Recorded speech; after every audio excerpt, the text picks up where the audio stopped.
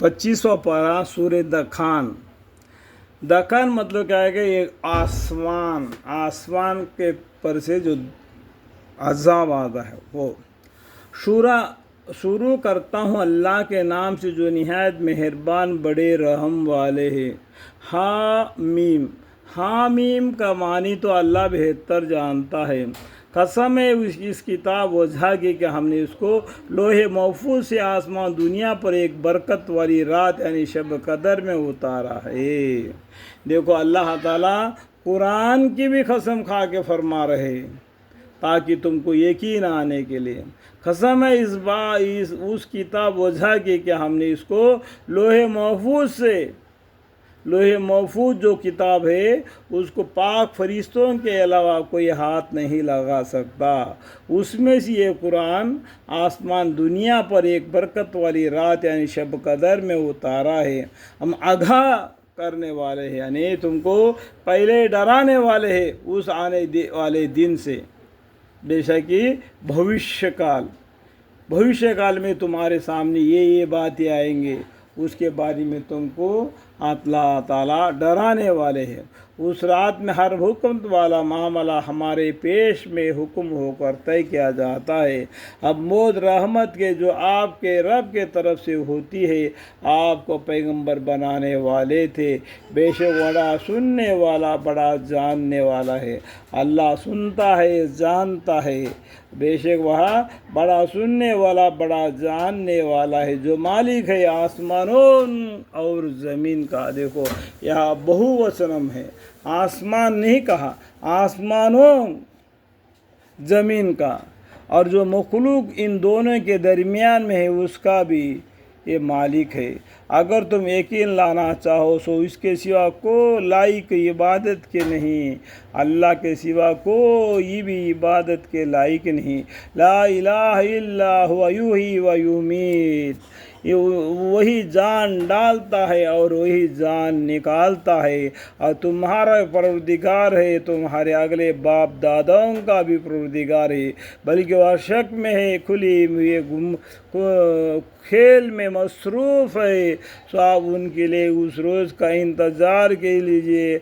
आसमान की तरफ एक नज़र आने वाला धुआं पैदा होगा, यानी दखान का मतलब क्या है, आसमान के तरफ से एक धुआं सा ज़मीन वालों पर नज़र आने वाला धुआं पैदा होगा जो उन सब लोगों पर आम हो जावे।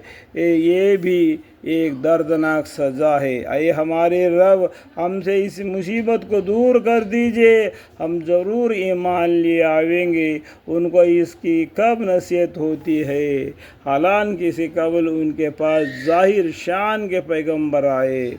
हमें अल्लाह ताला उनके पास ज़ाहिरी शान के पैगंबर आए, फिर भी उन लोगों से सरताबी करते रहे और ये लोग कहते रहे कि किसी दूसरे बशर का सिखाया हुआ है। ये कुरान किसी बशर से सुनकर ला के ये हमको सुना रहे, बल्कि पैगंबर को झुटलाया। वो दीवाना अल्लाहुम्मा फ़री, हम चेंदे इस अज़ाब को हटा देंगे, तुम पर उसी हालत पर आ जाओगे जिस रोज़ हम बड़े सख्त पकड़ना पकड़ेंगे, उस रोज़ हम पूरा बदला ले लेंगे। अल्लाह ताला दुनिया में तुमको ढील दे रहा है, पैगंबरों को दीवाना कहा, ये तराशी हुई बातें करके बता दिया, क्या बातें बोल दिया। पैगंबरों को हराने के लिए, पैगंबरों को मारने के लिए क्या तजवीज़ें किए, अल्लाह ताला ने सब तजवीरों उसके पास लिखा हुआ है। ये सब को एक दिन क्या तुमको पकड़ेगा, उस रोज़ हम पूरा बदला ले लेंगे। और हमने उनसे पहले कौम फिरौन को आज़माया था, और वह आज़माइश ये थी कि उनके पास एक मुअज़्ज़ज़ पैगंबर आए थे कि उन अल्लाह के बंदों यानी बनी इसराइल को मेरे हवाले कर दो, मैं तुम्हारे तरफ खुदा का फरिश्तेज़ादा हूँ कर आया हूँ और दीनदार हूँ। और ये भी फरमाए कि तुम खुदा से सरकशी मत करो, میں تمہارے سامنے ایک وجہ دلیل اپنی نبوت کا پیش کرتا ہوں، اور میں اپنے پروردگار اور تمہارے پروردگار کا پناہ لیتا ہوں اس سے کہ تم لوگ مجھ کو فطر یا غیر فطروں سے قتل کرو، جس طریقے موسیٰ علیہ السلام نے فرعون کے پاس جا کے بات کہہ دیا، اور اگر تم مجھ پر ایمان نہیں لاتے ہو تو تم مجھ سے الگ ہی رہو۔ آپ موسیٰ علیہ السلام نے اپنے رب سے دعا کی، یہ بڑے سخت مجرم لوگ ہیں، تو آپ میرے بندوں کو تم رات ہی رات میں لے کر چلے جاؤ، تم لوگوں کا تعاقب ہوگا اور تم اس دریا کو سکون کی حالت میں چھوڑ دینا، ان کا سارا لشکر ڈبا دیا جائے گا، اور لوگ کتنے ہی باغ اور چشمے یعنی نہریں اور کھیتی اور عمدہ مکانات والے ہیں جتنا بھی ہوں گے سب، لیکن ایمان نہ لانے کی وجہ سے، تمہارے پر حملہ کرنے کی وجہ سے وہ پانی میں غرق کیے جائیں گے، اور آرام کے سامان جس میں وہ خوشی رہا کرتے تھے چھوڑ گئے۔ لیکن یہ کیا ہوا، یہ باطل کو یہ کیا سمجھ کر حق بات کو جھٹلا کے، یعنی حق بات والوں کو، ایمان والوں کو تکلیف پہنچانے کے لیے گئے تھے، تو یہ اپنے مکانوں سے بھی نکالے گئے، اپنے عمدہ کھیتیوں سے بھی نکالے گئے، ایک دم مر کر رہ گئے۔ ایک حصہ اس طرح ہوا، اور ہم نے ایک دوسرے قوم کو ان کا مالک بنا دیا، سنا تو ان پر آسمان اور زمین کو رونا آیا۔ یہ لوگ ایسے نافرمان تھے، ان کے اوپر نہ آسمان رویا نہ زمین رویا، اور نہ ان کو مہلت دی گئی۔ اللہ جب ایک بار حساب لینے لگتا ہے تو حساب پورا کا پورا لے لیتا ہے۔ اللہ تعالیٰ دم بھر میں حساب لیتا ہے، اللہ تعالیٰ ڈھیل دیتا ہے۔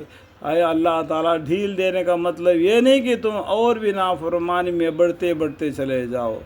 اللہ ڈھیل دیا تو اس کا مطلب یہ ہے کہ تم کو سوچ سمجھ کر اللہ سے معافی استغفار کر کے ایمان لانے کے لیے واسطے۔